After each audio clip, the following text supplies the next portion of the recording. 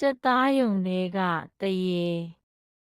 ထိုင်းနိုင်ငံကျေးလက်တရွာမှာကြက်သားရုံတစ်ရုံရှိပါတယ်။ဒီကြက်သားရုံဟာရွာရဲ့အစွန်းမှာတည်ရှိပြီးညဘက်တိုင်းမှာထူးဆန်းတဲ့အတန်တွေအရေးတွေနဲ့ပြည့်နေတတ်ပါတယ်။ရွာသားတွေကဒီကြက်သားရုံဟာတရေဖမ်းနေရဖြစ်တယ်လို့အခိုင်အမာယုံကြည်ကြပါတယ်။တညမှာရွာလူငယ်တစုကဒီကြက်သားရုံကိုစွန့်စားပြီးတွားကြည့်ဖို့ဆုံးဖြတ်လိုက်ကြပါတယ်။သူတို့ဟာမီးအိမ်တွေကင်မရာတွေနဲ့ပြင်ဆင်ပြီးညဘက်12နာရီမှာကြက်သားရုံကိုရောက်ရှိလာကြပါတယ်။ကြက်သားရုံထဲဝင်တာနဲ့အေးဆက်နေတဲ့လေတွေခံစားရပါတယ်။နေရံတွေပေါ်မှာအရိပ်တွေဟာလှုပ်ရှားနေသလိုထင်ရပါတယ်။ရုတ်တရက်ကြက်တွေရဲ့အတန်တွေကြားလာရပါတယ်။ဒါပေမဲ့ကြက်သားရုံထဲမှာကြက်တကောင်မှမရှိပါဘူး။တဖြည်းဖြည်းနဲ့သူတို့ဟာကြက်သားရုံရဲ့အနီးမှာမီးအိမ်တွေမှိန်လာပြီးကင်မရာတွေလည်းအလုံးမလုံးတော့ပါဘူးရုတ်တရက်အနက်ရောင်အရေးတစ်ခုဟာသူတို့ရှေ့မှာပေါ်လာပြီးကြောက်စရာကောင်းတဲ့အတန်တစ်ခုထွက်လာပါတယ်ဒီနေရာကိုဘာလို့လာကြတာလဲ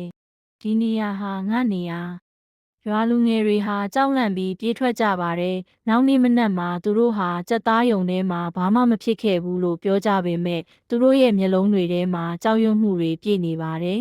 ဒီဖြစ်ရပ်ပြီးနောက်ကြက်သားရုံဟာပိတ်သိမ်းလိုက်ပြီးရွာသားတွေကဒီနေရာကိုရှောင်ကျဉ်လာကြပါတယ်။ဒါပေမဲ့ညဘက်တိုင်းမှာကြက်သားရုံတွေကကြက်တွေရဲ့အတန်တွေကြားရတတ်ပြီးအနက်ရောင်အရိပ်ဟာပြတင်းပေါက်တွေကနေကြည်နေသလိုခံစားရတတ်ပါတယ်။ဒီတရေဇလန်းလေးဟာထိုင်းရိုးရာယဉ်ကျေးမှုနဲ့တရေဇလန်းတွေရဲ့လွှမ်းမိုးမှုကိုရောင်ပြန်ဟပ်ပါတယ်။ထိုင်းနိုင်ငံမှာတရေဇလန်းတွေဟာလူကြိုက်များပြီးစိတ်ဝင်စားစရာကောင်းတဲ့အကြောင်းအရာတွေဖြစ်ပါတယ်။